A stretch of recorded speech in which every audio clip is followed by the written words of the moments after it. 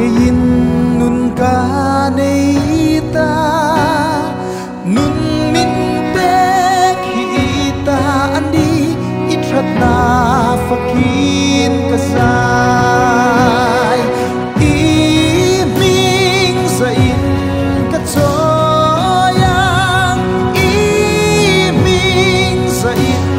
ka choyang isu isu toy moi pu si i ming sa ro se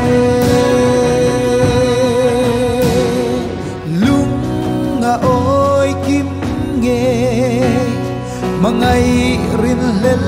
ruan lo lan na thi sen na luang kha katan nghe lo ni i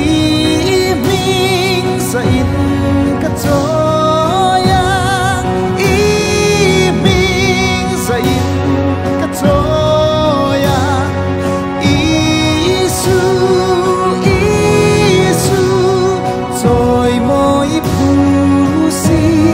i ming sa ro se